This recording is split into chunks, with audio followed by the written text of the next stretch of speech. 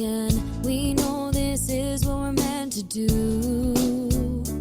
So we wake up, put our feet on the floor, go and conquer the day like a warrior, like warriors.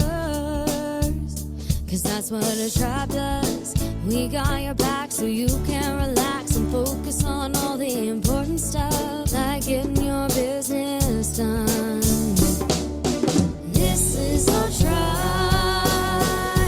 We look out for each other. That's right, that's right. This is our tribe. We help each other grow in business and life. That's right, that's right. No need to panic anymore. We got lots of support and an army of warriors by our side. We fight the good fight when we unite.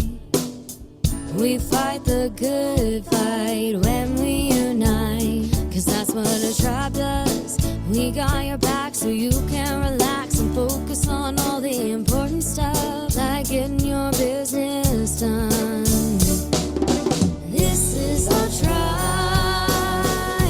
We look out for each other. That's right, that's right. This is our tribe.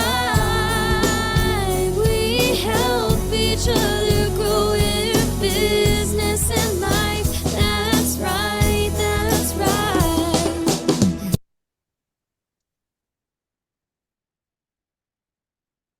Good afternoon, good evening, everybody all around the world joining us for our weekly delve into the life of the modern entrepreneur for the Coffee Shop Conversation Show. I'm James Brown of James Brown Voice, your voiceover with soul. And joining me as always is my lovely co-host Sondra Ray. Love her pushing all the buttons. Hi, I'm Sondra Ray, owner of Get It Done Coaching. I help with goal accountability and getting your goals met by creating bite-sized pieces. And yeah, I'm excited. I'm excited to see faces and people because yeah, we're going to be few and mighty. So It looks like yay. it, doesn't it? Although maybe there'll be a deluge. Who knows? As people get in and get on, but we do have a few people joining us, which is very nice. So thank you very much, guys, for coming on. And this evening's topic is about email lists, building one, using one, why they might be important. And I'm hoping that there'll be some people who can tell us exactly what their experiences with that have been, or may have done it successfully, or are looking to do it. So I don't know. Personally, I was just talking to Sondra and Stephen before we started this. When I was doing a lot more writing, it's a great way of being able to get your, well, so first of all, showcasing how well you can write, but also in terms of either engaging your audience or having a captive audience that potentially you can then sell to within your own list. And of course, if you're doing that, then not only are you able to manage your client relationships, but you develop that true fans growth, which I can't remember how many true fans you need in order to like be a billionaire or something. I think it's about 1,000, but 100 would be pretty good. When it, or 10 would be nice. Who pretty much buy anything that you put out. So if those people are always buying from you and they're always on your list, then you've got the makings of a really, really good good business there just to start off with. And it works very, very well for the copywriters, I know. But as I don't do that anymore, I don't have so much experience with marketing to a list anymore. So I'm hoping that somebody else might have. Would anybody like to start us off by chatting about email lists today? I can say something real quick on email list. Sondra. So email list is definitely the biggest thing I think about email list is you own it. So it's your email list, because as we know on social media and other platforms, they can do whatever they want with your audience, so on and so forth. Show it, don't show it, shut it down. Do lots of things. I have a client right now that, yeah, they were going to try to shut his page down. So I think it's really important because it's yours. It's yours to do whatever you want with, whether you're selling, teaching, don't use it, use it. but I think it's extremely important. And it was something that I didn't think of in the beginning 5 years ago. So it's been a very slow process for me to be on board with that, to be fully transparent. But yeah, Mr. Levy, go ahead. Yeah, so thank you, Sondra and James, for hosting tonight, as you do every Monday. And yeah, I think to share experience, I'm not the one probably ready to, I'm not here to give advice on email lists, because I don't use them as they should be used. But I did learn, I'll share an experience that I learned through one of the Explore ProTech tribe members, Janine Lingenfelder. In terms of the importance, as you said, Sondra, of using email lists, because we do have them, they're at our disposal. We probably don't use them, or I don't, to the benefit or that one should, or to the extent that one could benefit from it. And it becomes a little bit overwhelming, I suppose, when you've got a long email list. And Janine taught me one thing is to just pick 10 clients and send them an email, follow-up email, clients that you haven't spoken to, because she highlighted to me it's actually an ideal opportunity to get in touch with them again. How's it going? It doesn't have to be a long email. You know, that old story, fortune is in the follow-up. And it was actually quite amazing that out of the 10, 3 came back, and I actually wanted to re-engage in coaching. So that 3 out of 10, 30% strike rate wasn't too bad. And it was better than actually what I was doing, and that was not following up. So that you're guaranteed to get nothing. And breaking it down, I think, was the big lesson there. Breaking it down into small bite-sized chunks, as we should do anything. And Sondra, I would suppose you probably out of all of us are most afraid with that. So I think that's a big lesson. And then the other thing that stood out for me in my conversation with her was, just bear in mind that the people on your email list are people that have engaged with you in some way or another already. So you've already established a relationship of sorts and built some kind of credibility. So it's not really you don't have to go into hard selling or any of that sort of thing. You can just, you know, it's a follow-up and reconnect. And so you don't know what's happened, you know, in the time in their life since they've kind of last seen you. So I think using the email list is important. Have I been disciplined in continuously doing what she told me? The answer to that's no. Should I be disciplined in continuously doing what she's doing? Well, the stats that I just gave you on that, the answer is definitely yes. Why I'm not continuously doing what I should be doing is because I need someone like Sondra Ray to hold me accountable to that. Because my poor discipline, that's Stephen. So I think, yeah, it's a way of connecting, you know. We all speak about it. We talk about how we need to connect, how we need to make ourselves visible, how we need to get out there. And we have prospective clients or ex-clients sitting right there with us. It's an invaluable list. So I'm going to encourage myself, because of tonight's show, to actually step into it again. And you can hold me accountable to that, Sondra. Yeah, so I think quite a good topic. And that's Stephen from Dare to Be Coaching and Beyond, work with leaders and their teams. And I hold them accountable to everything except email lists. I think that what you mentioned actually is the one of the ways that I've seen that seems to be or the most common ways of building up a list is to offer something for free.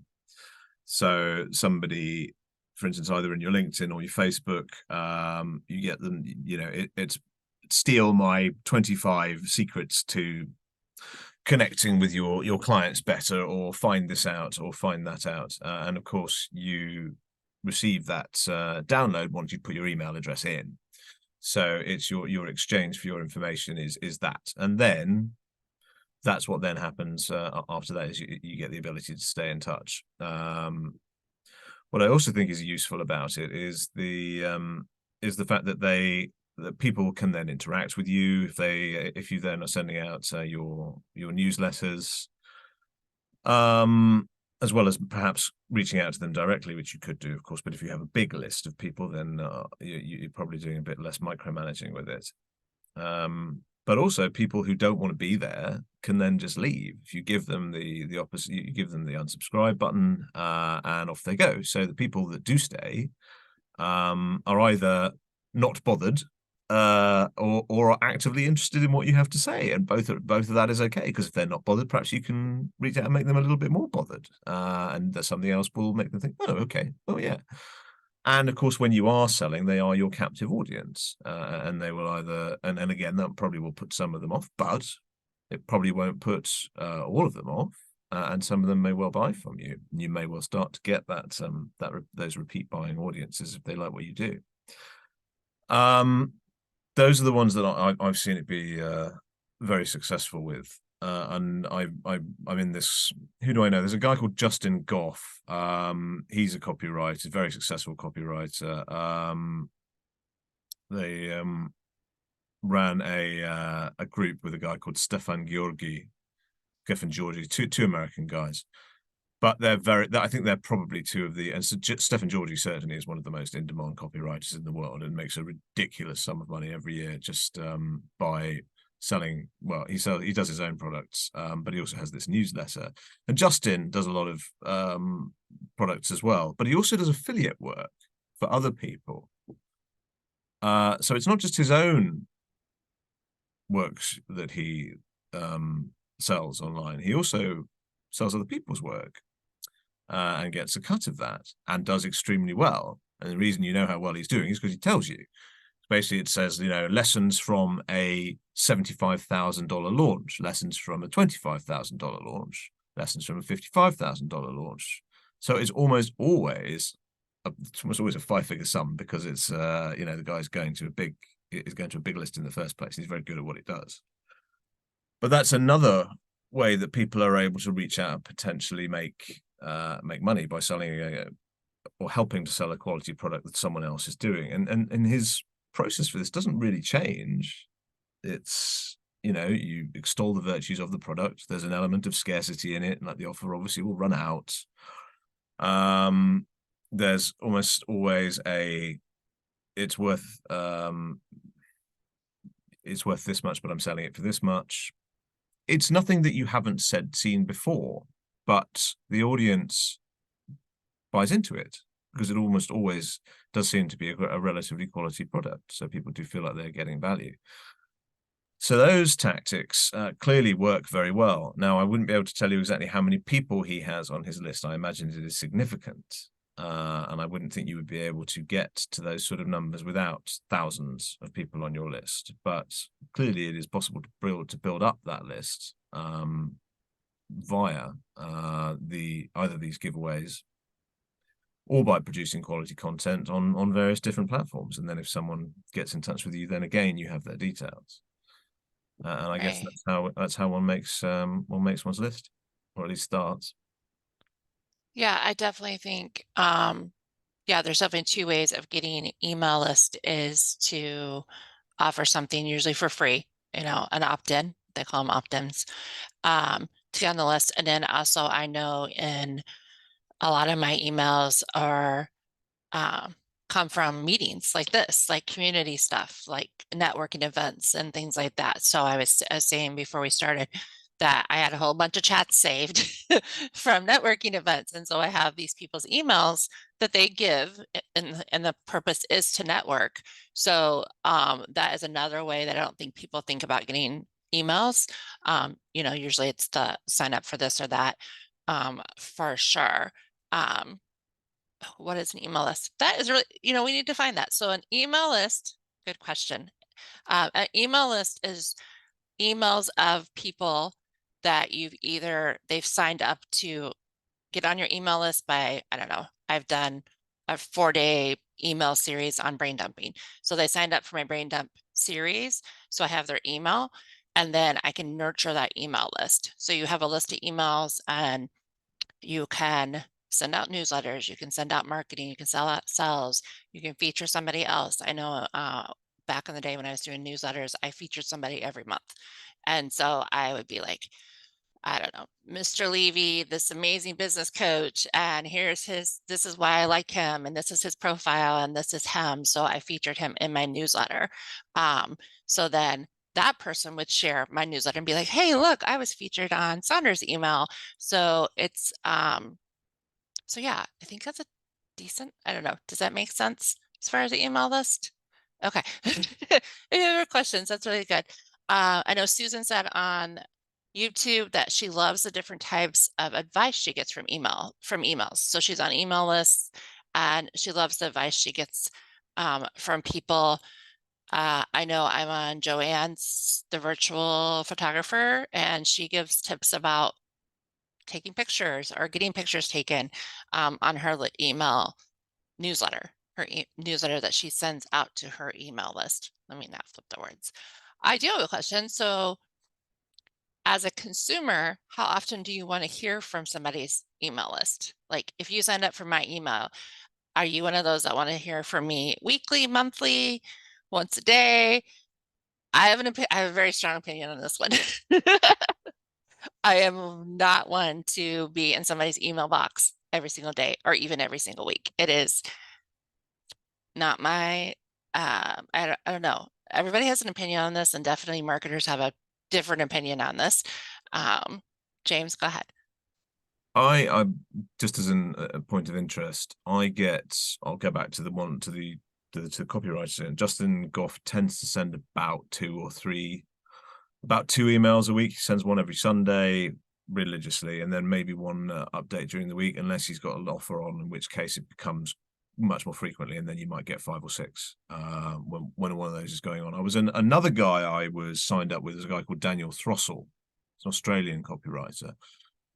And I was mainly signed up with him because I liked the way he wrote. So he would do fun kind of storytelling emails and would make me laugh. So to be honest, I was with him more for entertainment value. But because, you realize he can keep your attention and he can and you waited to see what the next email was like. And he sent daily emails. He sent one every day, and I read them pretty religiously until he basically sent one that rather put me off. But that took about 1.5 years, and I'd already bought from him at that point. And then I unsubscribed. But in terms of the value, it was probably worth it to him. It didn't cost him anything to do that, except for the time. And he obviously had me as someone who'd got one of his products, which I did find useful. So he wrote every day, and I would read them. But I guess you will find, won't you? You can do the analytics. You can test this, right? So you can do a month of daily emails and see what happens to your readership and how much engagement you get perhaps back from people. Then change it to twice a week, and maybe change it to once a week and see if that makes it better or worse. I think testing and split testing, these sort of things, is probably the only way to go, because otherwise, how would you know?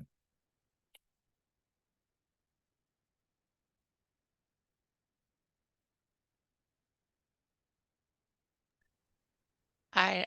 Okay, so on YouTube, Mr. L, because we aren't gonna say your best way to go.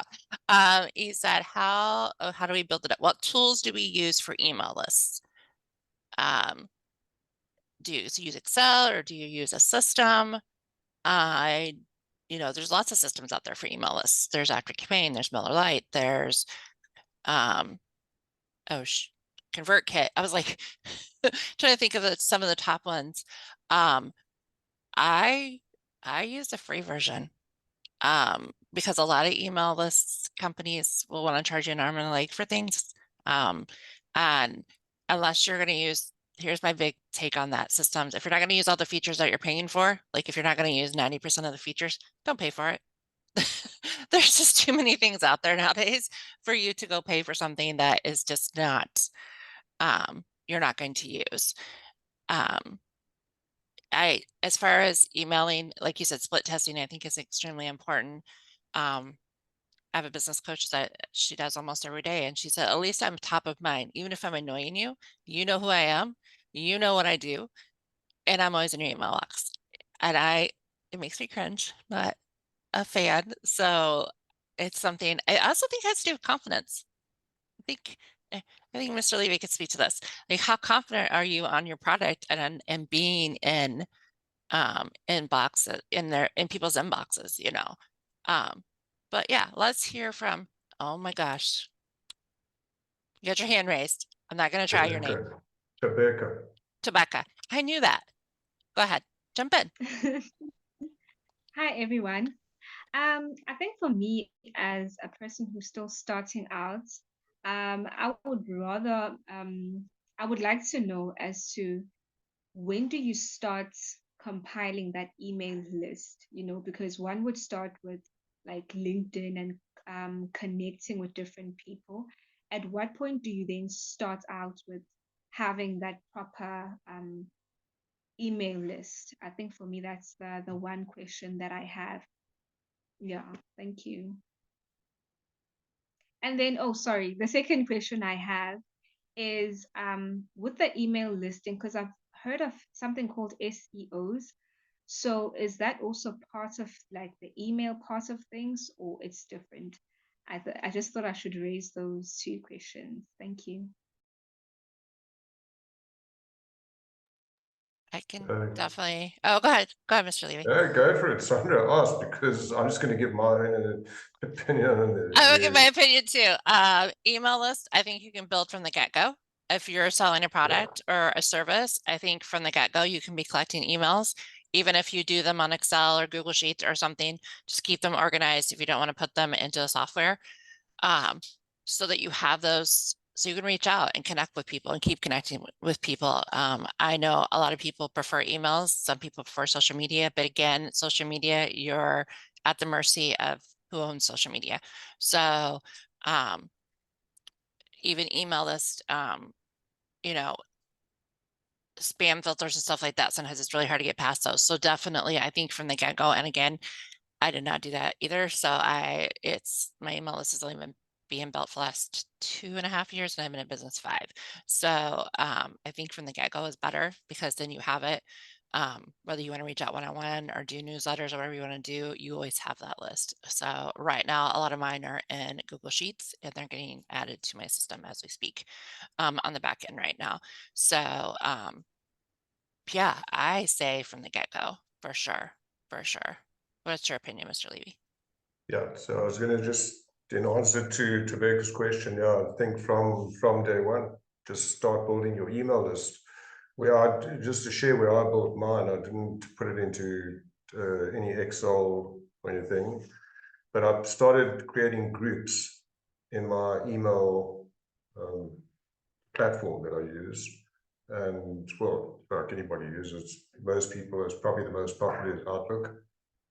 And just create groups inside of that. And when you save them to contacts, you can even put notes in there, what they're about, so you can classify them into different groups. So where you started, Thobeka, on LinkedIn or any of the other social media platforms, it's a great place to start, because if they're engaging with you, you can get their email addresses and then start building that up. And I think the important thing is just to make notes about, for me, was what you engage with them about, because it also helps you to group them. And then you can send out material that's maybe more directed at those people or each group, if you have different material for them. So that's just, in my opinion. Understand, I'm not a email, social media marketing or marketing expert by a long shot. But yeah, it's worked for me. And I think just again, using those email lists and what Sondra spoke about in terms of the confidence in your product. But I think it's also I want to bring up something that is also without hard selling. I think James, you made reference to that. but I'm not saying it doesn't work. I'm just saying, when I get an email that hard sells and so on, it really puts me off, but that's me. So I suppose one's got to be careful that you don't use what irritates you. It might work for others. And as Jane said, just test it. If someone unsubscribes, it doesn't work for them. So, but don't be confident, yes, in what you're offering. I think don't overpromise. Like when you get these emails, like they'll 10x your business. Well, you're sending me an email to 10x my business. You don't even know about my business, and my business might be valued at 20 cents, so I can 10x it to, maybe it's easy to 10x it to $2. But if it's $20,000, you're not sure if you can 10x my business. So those kind of emails I find really irritating. I generally delete them. So I think it's just about coming back to the confidence thing, is just be open about the value that you add and what's in it for your client, and not so much about you can guarantee this or you can 10x that. What are you sending the email to the client for? It's like probably having a conversation with them. What would you do if you were sitting and speak about if you sat in front of them? And that's how I use my email lists, and also based on what Janine spoke to me about. So the follow-up was about them, about how is it going with them? What are their challenges that they're having? Just kind of be more personal, I think. But yeah, I'm probably moving towards how you should do the email, or what you should put in the email, which is not the topic. But building up the email list is, very much, you can do it from all the platforms that you engage in, and going to people's websites. If you get redirected to a person's website, generally they got contact info there, and on their website there's a lot of information that they have about them, and if you can offer them something that you do that will benefit them, it's also worth, I suppose, a shot at the email. Put them in your email list. Yeah, I think the research that you can do obviously will make it a little bit more, and when you're starting, of course, you have the luxury in a way of being able to find out a little bit more about everyone who is on there. When you've got thousands and thousands of people, it becomes much more difficult to do that. So you have to do things with broader strokes. But at least initially, you can start to cultivate. I mean, you cultivate who you have, don't you? While trying to obviously reach out to new people, but you have to try and keep the ones who have signed up with you interested, and presumably they'll have signed up if you'll get a hint by why they've joined or what they've downloaded of yours to get there in the first place, or how they've interacted perhaps with a piece of your content. I think it's powerful. Content. Sorry. Yeah, but I think it's powerful, James, those email lists, because generally there are people that you've already engaged with, generally, I would imagine. So probably don't use them enough. But we're happy to kind of cold call on the social media platforms. So we should use them. I'm interested to hear what Mikey is going to say. Come on in, Mikey. Hi guys, apologies for being late. I was actually on another call that concluded a bit over time. I hope this wasn't covered, my question, and it's to you guys, because I'm very new, so I'm not one to talk about how good or how well to build up your email list. So I'm not one to give advice, but I'm learning. The question I have is, on that email list, my fear and thing is of, with a lot of fraud and you get this spam or these corrupt or fake companies or the like that would want to engage with you, and they can be so advanced. Back in the day, it was easy to pick up spam or fake or account or fake business or opportunity, like that email, that list that you think is valuable to you. You think it would be a potential opportunity, linking or networking, but is actually having malicious or nefarious intent. any tips on avoiding that or preventing that, or is there an app? I know Nikki is busy working on software that can help vet members of a network before allowing internet. That was a model I know she's working on now in Dubai. But any tips on that other than what she was explaining to me?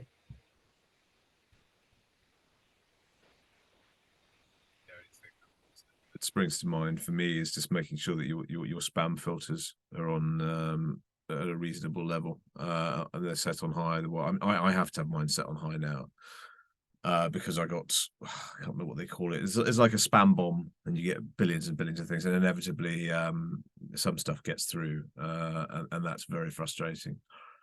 I don't know, any sort of email hosting company worth its salt should have methods in place to protect you from that. And I suppose if you have the antivirus protection and other protection on your computer that you probably should have if you're running a business, and I don't know if every single one of us has it, but probably should have it, shouldn't we?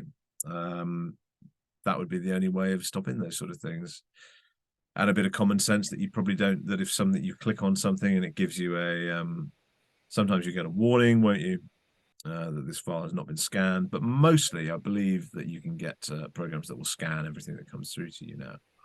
And at least Have you had an experience case where you thought something was legit, a contact or new contact, James, and when you clicked on it or followed up, you still thought it was, not entirely dubious, but then after probing, you realize, hey, okay, this is obviously something suspicious. But I mean, I've actually, had people try and scam me for voiceovers before. There's a couple of well-known that's VO there we yeah. go. Yeah, Like a I have had legitimate, that. yeah. So they would do it well. Like you wouldn't be easy off the cuff to know it's a scam.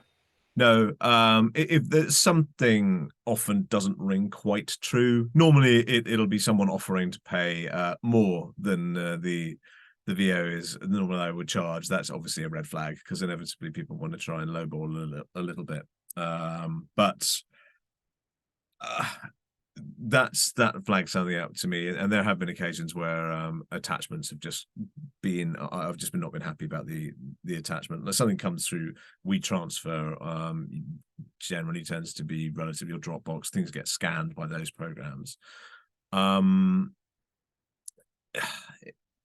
don't know, man. Sometimes it's common sense. Sorry, James, guys, if you don't mind, where I'm going with this problem, because like I was saying, earlier days it was easier to pick up and identify, and it's getting more and more difficult as time progresses with the technology. And where really I'm going with this, James, because you get this things like Chat GPT and these AI bots. Now they're getting very, very sophisticated. Yep. And I want to know if there's any means to start protect, because it could take you further into the rabbit hole before you realize that it's actually a scam all along, and if there's ways we could protect ourselves from that. I'm just not an expert enough on software and virus protection and on those detection programs to be able to give proper advice on that, I'm afraid. Don't know, Stephen, if you know much about this topic, or if it's no, we're all a bit that we need a software. Really, but it's okay. I think it's a good question that Mikey asked, and that we all sure, absolutely can just share. Yeah, probably even less of an expert on. I've got antivirus because my IT guy put it in, and you get. But I think just generally, on the emails that come through, Mikey. So I have a kind of a rule. I think through experience. So there's certain topics that I'm really interested in, and I don't know how, but somehow they pick it up. It's like when you're talking to somebody, and then the next thing on your phone you get all these notifications from Google. It's like somebody's listening to you. I don't know if emails the same. All of a sudden you get all this information, and because you're interested in it. But I'm very selective about. I read the email before I won't open the attachments. I'll read the email if it's from a source that I am currently following, that's fine. So I think through just experience, it's which emails you open and which don't, and some I just delete straight away, depending on the wording. if it's anything personal, I will not touch it.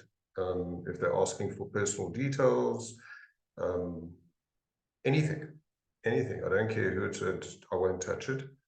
And the other thing is, if it is somebody that where their name appears, and I've done this before, I'm not sure, like sitting in that position that you were talking about now, I'll go and check that name across the social media platforms. I'll go check it on LinkedIn, especially I like LinkedIn, and you can see how many followers there, how many mutual connections they got. So you can get quite a bit of info that will could guide you. And it has guided me for whether to open that email or just delete it. So yeah, it's quite good. Like for example, on Facebook, you get these friend requests. I'll check it. I'll type it into all three platforms: Facebook, Instagram, and LinkedIn.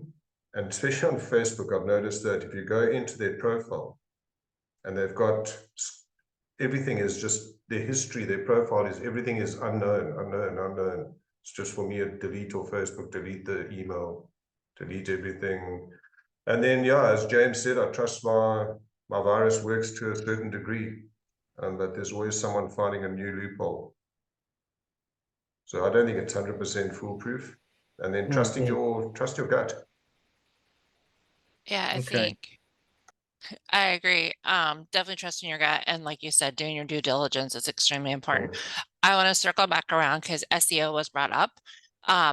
Does SEO matter to emails? Yes. Yes, SEO does matter to emails and copy.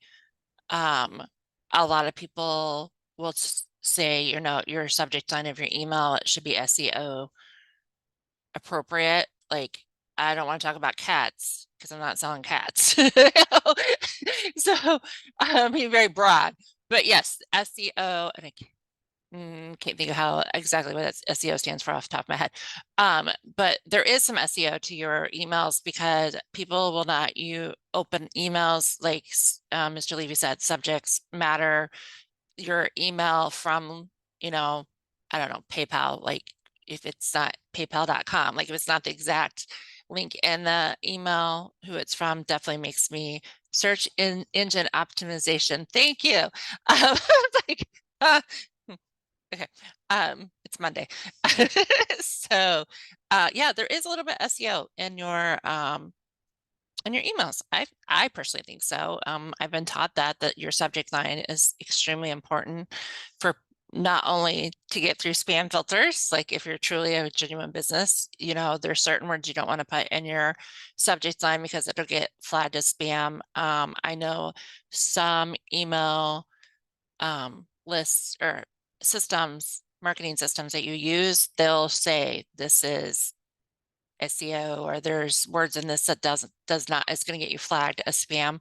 I always thought that was nice because then I'd be like, okay, let me go rethink my subject. But I always thought it was nice because then you would know. I know a lot of people will put in their email, especially their intro one, and be like, please mark me as not spam, so that you are getting their emails constantly. And I've missed emails. I've had to be really diligent about going to my spam folder and being like, oh, wait a minute, I know I answered somebody. Did it go to my spam folder? So I definitely think that is part of that.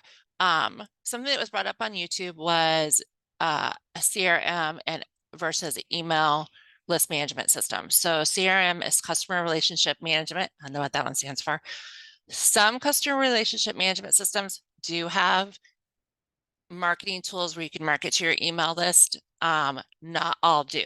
So a lot of people have an email management system and a CRM. So I do personally. My CRM, you cannot do a full marketing to the emails. You can one-on-one email, like Mr. Levy said, 10 people and stuff like that. But those are usually people that I've had calls with and I've sold to and so on and so forth. So they're my buying market, like they're my clients already. My email list is people that signed up or giving me their email list. So that's kind of the difference between those two things. So thank you for bringing that up on YouTube, Mr. L. I think that's important to differentiate because not all systems are made equal. And sometimes you need some systems you can do across that, but that's extremely important. Also, I want to say about email list is making sure you have permission to email to people. So either they've given you the email by either signing in or in a networking event. Otherwise, you need to make sure you get marketing permission. So I know on one of my forms, I put check here if you want to be on my email list, opt-in or the opt-in or whatever. Legally, that is important. At least I know this side of the world, that's a big thing. So you have to opt in or you have to get permission to be on somebody's email list. So that's for sure something that is extremely important. Is there any other questions about email lists, or has anybody had a successful opt-in for emails? Let's Mr. Brown, you said you've done email lists before. What was your opt-in to get people No, to sign up? No, I you didn't have haven't. I haven't done an opt-in, but you see it regularly, right? I was just some of the opt-ins that I've seen and I've signed up to have inevitably been about how to write better, or how to. I'm obviously interested in how to promote myself more effectively on things like LinkedIn. There are things that I'm not great at, like carousels and what have you, on things like Canva. And all of those things that I want to get better at. If someone says, well, you can have this, I don't mind putting my my email in for that. And sometimes there are more things that might be interesting. Back when I was working on my copywriting more, I signed up for a couple of these products and templates that I have used since, and I've definitely had some value out of that. And there were also marketing courses that I was looking into. So those ones, in terms of, for someone like me, those got my interest. I have thought about what might be able to do for something like voiceover. Again, it's a tricky one to. You can engage. A lot of my VO friends tend to do well, basically entertaining content. They do entertaining content, and or content that obviously shows off the range of skills, and that's the sort of thing that then brings them business, because they know, well, that guy sound, I would buy from him because I believed every word he just did from that speech, or he made me laugh with that, or maybe his cat looks amazing and sounds hilarious, which is another one that they do. The animal dubbing, God, that's such a big thing in the VO world. It's hilarious. But not necessarily in terms of building up an email list. I think there are lots of different strategies, but it would just, for somebody like Stephen, I guess, would be, you'd be downloading some particular parts of wisdom, wouldn't you, about how to make yourself a better entrepreneur, how to be more successful in business, and he would share nuggets of his coaching there, and that would be something on how to grow from his experience. I just putting words in your mouth there, Stephen. I don't know if you've done any of that for growing your list, but that's the sort of thing that would stand out if you're looking to get better in that area. If someone says, okay, well, you can read this for free. Yeah, people do that. As I said, I get quite selective in that area about what I download. Are you talking about me downloading stuff? No, I was talking about when you said that you were building up an email list. An email list. Yeah. It's really about. It was really mostly about following up with people on my email list. Right. Or I'll build the email list from people I've engaged in, like Thobeka said, on primarily LinkedIn, but any other social media platforms. So, okay, no, so you've not done an opt-in offer, right, Mr. Levy? You've just, okay, yours is just from interaction with people, right, and events that you've attended. Okay, that makes sense. Mr. L said that you could offer Motivational Monday emails as an opt-in, because you already put it everywhere else. That could be an easy opt-in to get it in Motivational email every Monday. Lots of people do have Motivational Monday emails. I've gotten those before because I've done personal development. Okay, so offering free trials, that's another good opt-in. I did a free email series that led to an offer at the end of the email series. So it was educational email series and then an offer at the end. I am building out a quiz right now that will give you different resources.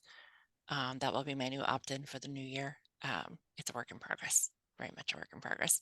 But that'll branch into nurturing them in different ways depending on what their needs are. So I've done that opt-in. I know an opt-in, because I'm building what I'm working on is my workshops for next year and workbooks and stuff. So templates right now are catching my eye. So I've got on a couple of people's list for templates, because I want to be able to easily build out workbooks and materials for my workshops without hiring, honestly, without hiring a whole bunch of people to do it. Like, what can I do? And so I've bought in a couple of templates. And so now I'm on a couple of people's email lists right now. And it's a rabbit hole that I've had to like be careful about, because then I'm spending lots of money on templates.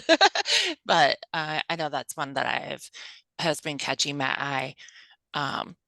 Right now in the US, it is Black Friday week. It is email out the wazoo, like galore. Yeah, I had like 35 new email in the first 2 hours this morning. Just people are pushing. Again, I don't think I'm not opening them all. If I know the person, that I'm willing to open their email Black Friday offer, but the rest of them I've left unopened because I'm like, I don't know you. I don't know your product. Yeah, I'm on your list for whatever reason.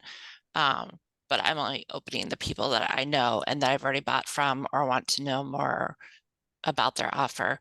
So I'm being very selective. Because yeah, right now is a big time for emails coming at us. So for sure. Go ahead, Mr. Levy.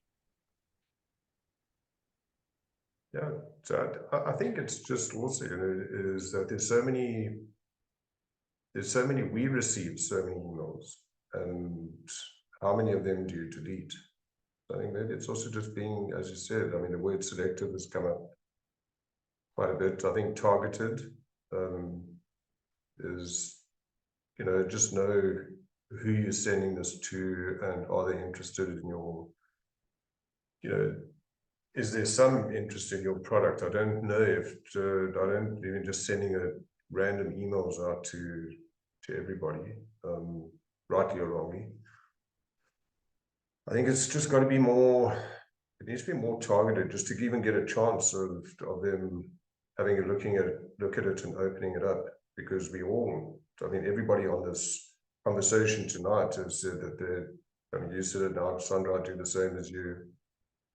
Open my email, I don't even know if I scroll through them, and just by looking at the subject line and headshot, I just delete. So yeah, I would imagine it happens with others, and you don't want to become part of it. Well, I certainly don't.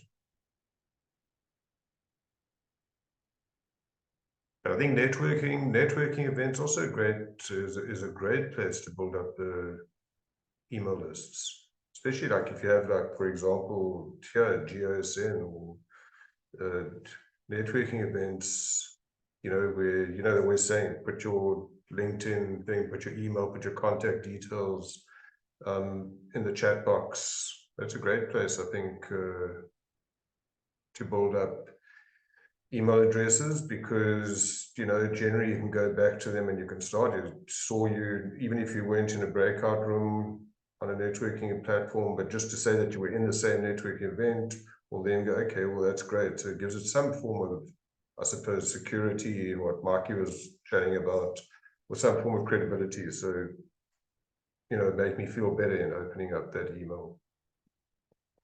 What's for sure is that if you're doing all this networking and collecting names and you're not contacting them, then you might as well. So, because otherwise, what's the point? And again, it's of course, ideally it'll be you connecting with them directly, but there could also be some use in the people that you know, and people that that they know. And I find often with my outreach, it just you end up finding people who have skills that you then immediately realize from your other networking could be useful to other people, and that, I suppose, is the power of that. Is the power of networking, because you just never sometimes you won't think of it until you think, yeah, right, now I know that that's someone I can introduce to them. So even if, you know, it may not necessarily benefit you, but if it can benefit somebody that you know, and of course that hopefully leads to some reciprocity down the line, and that's great. And if not, it helps another person. That's not a terrible thing to do either, really, is it?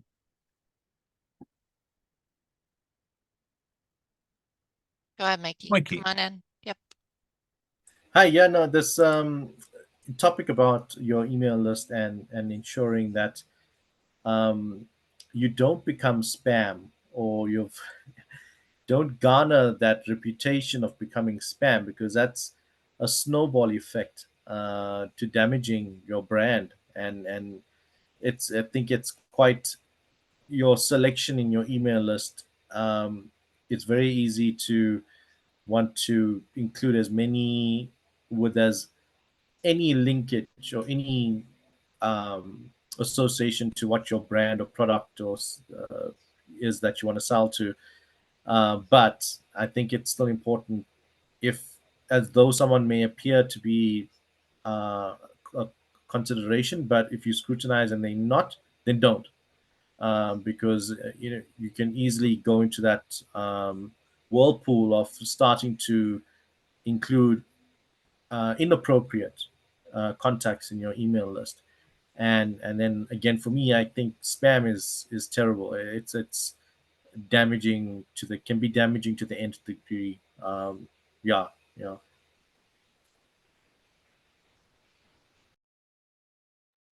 Yeah, I think so. I think, yeah, like you said, you don't want to be the spammy person. So there is definitely, like we said, a balance on that. So I've definitely learned some things. What about you, Mr. Brown, on email list building? Absolutely. Yeah. It's as often with our Monday sessions, I feel like I've learned a fair bit every single time. And even in our slightly reduced one today, it's you get some new perspectives on what might help you get started with that, at least. So I hope it's been a bit useful. Yeah. Yes, and I definitely want to thank people on YouTube for listening. I know YouTube keeps fighting us on sound. We will make sure we get a clean copy of with full sound uploaded. Miss Susan is amazing with that. So I do apologize. I'm gonna have to look into that. This is like the third time it doesn't want to fully let all of us be heard on YouTube. Come on, YouTube, get it together. But yeah, Gremlins in the works as always. gremlin, yeah, those tech gremlins can make life a little. Mr. Levy, you have one more word before we wrap up? Yeah. Just want to say thank you, and it's really, you know, there's always something that you learn out from somebody. It's so awesome. So even this evening, I mean, it was a topic where I suppose, with due respect to everybody, we didn't have the specialists here, but still, you know, there was so much to take out of it, and also refreshes. Makes you think about things that, you know, we just we lose sight of, because we're so caught up in the kind of humdrum of our own, focused on our own business and thinking about. So I thought a lot about, I'm going to go away from here, really need to really have a look at how I'm making use of an email list. And for example, Sondra, you asked about opt-ins. Yeah, need to have a look at that. So, you know, you take one or two things out here to make a big difference. So thank you for this evening and for everybody's input. It was great input and question. Yes, thank you very much for joining us, everybody. Always a pleasure to have you here. So thank you very much once again. I've been James Brown of James Brown Voice, your voiceover with soul, your weekly host, and Miss Sondra Ray to see us out. Yes, thank you for joining us on YouTube. Like I said, we will get a clean copy loaded so that you can hear everybody's amazing voices. Grateful and thankful to Miss Susan, who writes our descriptions. She makes sure everybody's LinkedIn links are in the show notes, so you can click on that and get to know us better and schedule things with us. And we also turn our YouTube show into a podcast on Spotify, so make sure you subscribe and follow us on there. Speaking of networking events, next week is the Goslin event, which is Explore ProTech's monthly event, and is open to the public. And there's usually people, not usually, there's always people from all over the world and all Yeah, industries. So definitely make sure you sign up, and that link will be in the show description. So to God, make sure where's that's November there. gone, eh? That's come around so quickly. Yeah, I was like, oh yeah, it's next Thursday. Um, so want to make sure we invite everybody to that. So, and we will be here same place, same time. And you can always look under the live button under the YouTube channel and see what we will talk about the week before or the day before or the hour before or 5 minutes before Mr. Brown. What? So, oh my goodness, I know I weeks in adore you. advance. It's all up there. Honest. It's all up there. It's all up there. But as Miss Nistine always tells us, may all your entrepreneur dreams come true. Have a good day. Thank you, everyone. Thank you very much. Yes, guys. Bye. Bye.